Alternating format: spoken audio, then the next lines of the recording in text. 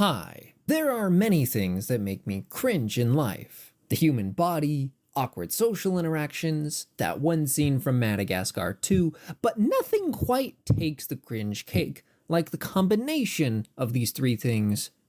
Middle schoolers. Middle school was such a wild time, man. There is no shortage of horror stories taking place within those forsaken walls. But despite having to wade through a sea of hormones on a daily basis for 2 years, I actually remember middle school quite fondly as some of my favorite years growing up. I made several lifelong friends, goofed off in the back of the bus on the way home, and was gifted an iPod Touch one year with the capability of recording video, sparking a lifelong hobby that has stuck with me ever since. I distinctly remember going over to my buddy Bronson's house and just filming whatever ideas came into our young adolescent minds. No script, no plan, just filming whatever we felt like filming that day. And let me tell you, those are some of my most cherished childhood memories. Fast forward to 2 weeks ago, I have been coasting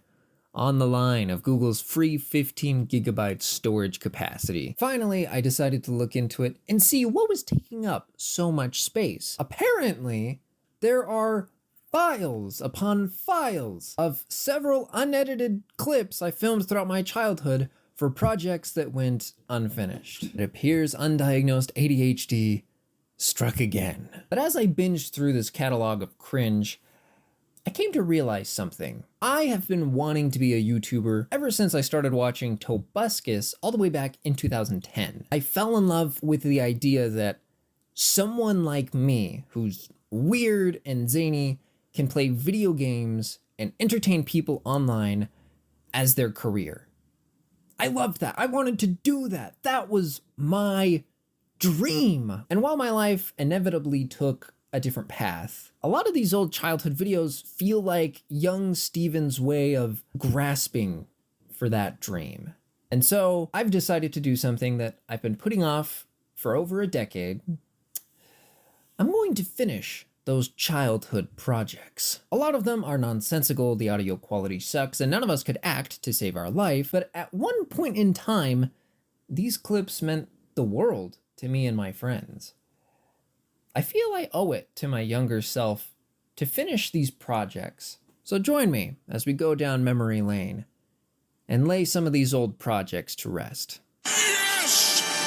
Yes! I remember back in early high school, my buddy Bronson got really into Street Fighter. One day he approached me and was like, "Hey, you wanna film a video where I'm a Street Fighter character, but in real life?" I've never played Street Fighter before, but I wasn't about to let down my friends, so of course, that's exactly what we did. As I went through the clips, I couldn't help but feel like this was the plot of a really bad anime. And so, leaning into that idea, I contacted my buddy Bronson, who is now a grown adult, and had us both dub our lines.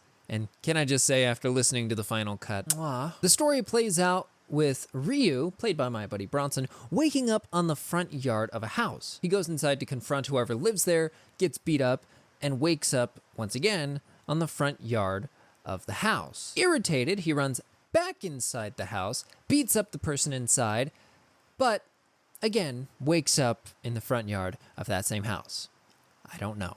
He goes in to confront the person, who is, by the way, played by me. It's revealed that somehow I am responsible or know what's going on. We don't really clear that up. And beat the crap out of him, with the last thing the audience hearing being darkness. Wait, what's that weird feeling? It's the feeling of my hand against your face. We were in middle school, okay? We didn't know any better. Don't judge us. I actually found some pretty funny bits. Like, there's this one part, Bronson opens the door slightly before kicking it open. He also has a line about there not being an announcer after he knocks me out. And also the bit where I turn all the locks, only for Bronson to gently push the door open. Bottom line, this video was better than I thought it would be. Not great, not a great video, but it's better than what I was expecting. One of of my great childhood influences growing up was a little YouTube channel called Rhett and Link. In particular, they had a specific show called Good Mythical Morning, where the two of them would essentially just talk about whatever came to their mind. And so, me and Bronson, seeing ourselves very much like this duo of small creators that you've probably never heard of, wanted to capture that ourselves in our video, The Pink Mike Podcast. Was that the actual name of it? No. It was the Steven and Bronson Show, but that's what I'm calling it. Now, you may be wondering, Steven, what could two middle schoolers possibly talk about for 8 minutes? Girls? Games? The critically acclaimed film G-Force? None of the above. It's bagging on our friend Ethan's skills at Smash Brothers. Now that I say it out loud, I guess that is technically gaming. There's not too much to talk about here. The video is literally just us bagging on our friend Ethan's skills at Smash Brothers for 8 minutes. Ethan, I'm sorry. However, this video does have one of my favorite lines that I will be adding to my repertoire. I was using hyperbole. I was hyperbolating, you know? Yeah. I don't know why I think that line is so funny. It has no right to be that funny. Yeah, anyway. Moving on. Darth Vader versus Gandalf. This one is exactly what it sounds like. What if Star Wars' Darth Vader fought Lord of the Rings' Gandalf? Intriguing concept that no one has capitalized on. It felt very reminiscent of Death Battle, which I honestly can't remember if that was a huge thing when we were filming this or not. But I can say this, our costume design was on point. From Ethan's mask for Darth Vader to Bronson's Walgreens sponsored beard. Mwah. Peak cinema, people. They fight for the first half of the video due to Darth Vader being a jerk. Come on an adventure. What are you, some kind of freak? Top tier choreography, if I do say so myself. I get the feeling we didn't know how to end the video because the fight ends with the cameraman punching Darth Vader, which is a funny bit. And then it cuts to me making a vlog and then interrupting the fight. And so they blame me for whatever's going on and go and beat me up. But not before we get this glorious, uninterrupted 5-second shot up both my nostrils. You may be wondering why I would choose to leave that in the final cut. Clearly, this is part of the vision. Do I know what that vision was? No, but I'm not gonna question it. Also, I love the end when right before they beat me up, you can hear Gandalf say, Shh, shh, shh. I sense there's babies here.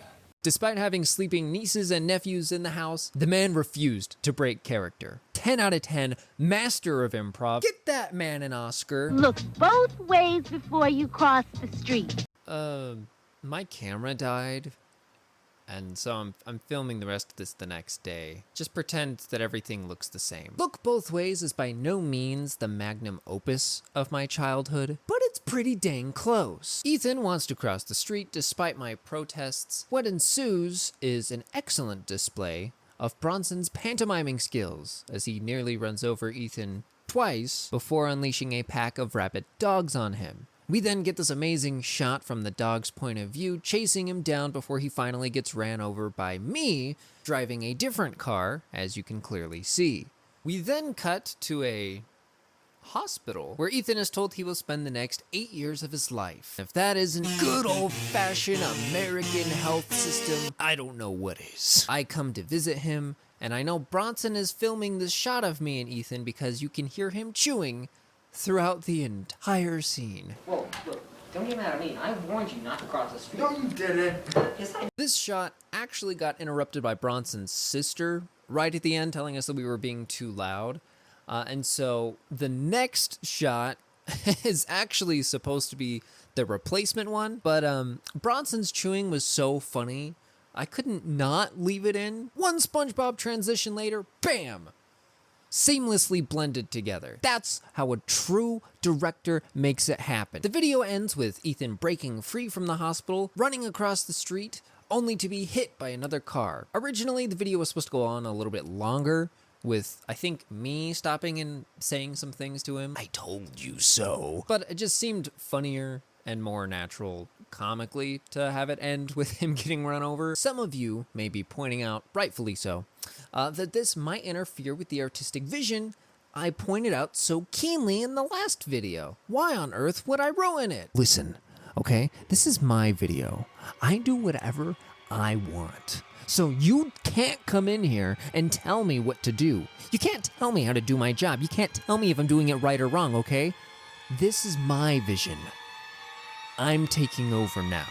Deal with it. Originally, when I went to put these videos together, I wanted to poorly Photoshop a car or like the pack of rabid dogs on top of me and my buddies. I thought that would be funny, but I ended up scrapping that idea for two reasons. First, I'm incredibly lazy, and that sounded like a lot of hard work for arguably a video only 5 people in the world are going to care about. And secondly, I thought it was just funnier to see us pantomiming cars. That felt much more true to just the humor that we were employing. You might even say that felt much more true to the vision. I think it's safe to say that anyone who watches this with the imagination of a child, which we very much possessed at the time of recording, they'll have a good time. They can fill in all the gaps, and maybe they can more easily envision me driving a Ferrari than I ever possibly could have edited in myself.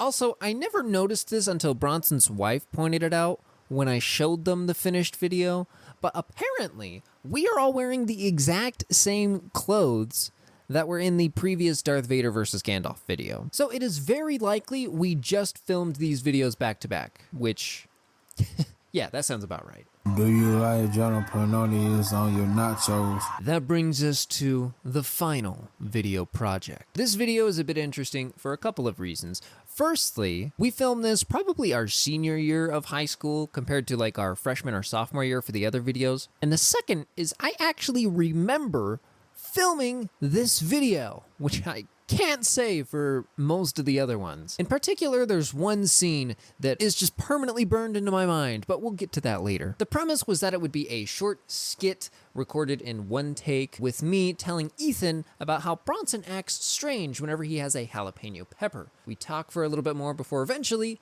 Bronson comes out and beats us both up, the joke being that he had eaten a jalapeno pepper while we were talking. And so that's what we did, but oh boy, did it take us a long time to do that because we improvised all our lines. Shocking, I know. And it was very difficult to get a good take without one of us messing up, busting up, or throwing up. There were several attempts, and if I'm being honest, I love them all.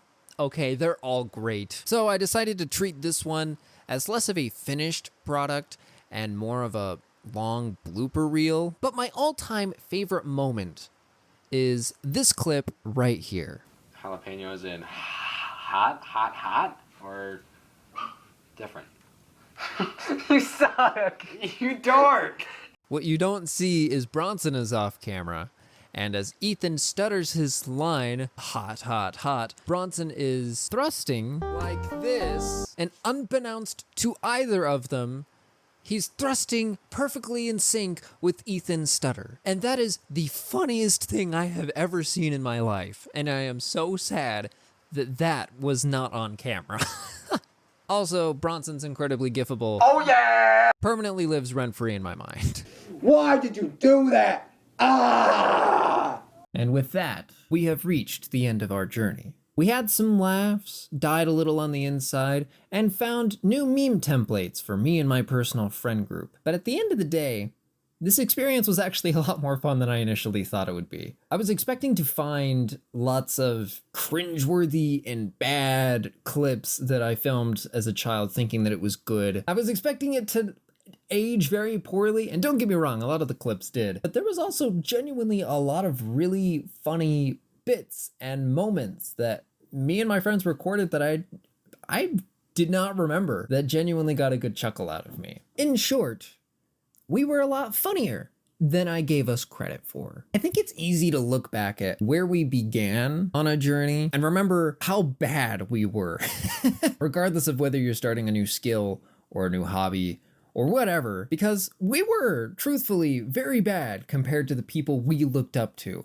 I'm still very bad compared to many of the YouTubers and people that know how to edit videos that I watch to this day. But I think sometimes we can get so caught up in remembering how bad we were, how not good we are, that we don't realize the talent and heart we sometimes, that you can't get that feeling if you don't have it. It doesn't matter what type of equipment you have. Does that make any sense? What I'm trying to say is you don't need the best equipment. You don't need the greatest acting skills or the most expensive video editing software, because if you're doing something that you love, people are going to feel that. You're going to feel that, and you're going to have fun doing it. And at the end of the day, that is really all that matters. That's what's going to carry you forward until eventually you have the skills to match your enthusiasm. And that's a great, beautiful thing that I didn't realize when I was a kid. It's something that I still struggle to realize now as an adult, with 10 years of experience separating me from who I once was. But as I look ahead another 10 years, I can't help but feel maybe I should be a little kinder to where I'm at now, because maybe I'm not as bad as I sometimes think I am. I didn't really intend for this video to get so deep when I started out. I thought it would just be a lot of good fun, but yeah, there you go. There's your sage wisdom from Steven.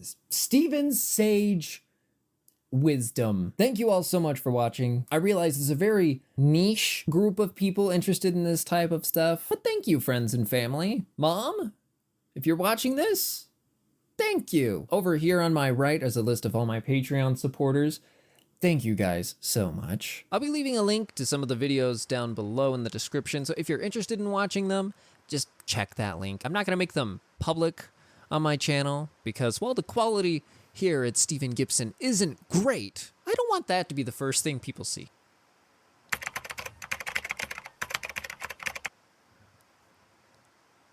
Thanks for tuning in. Remember to smash that like button, subscribe for more clever content, and I'll catch you on the flip side. Bye-bye.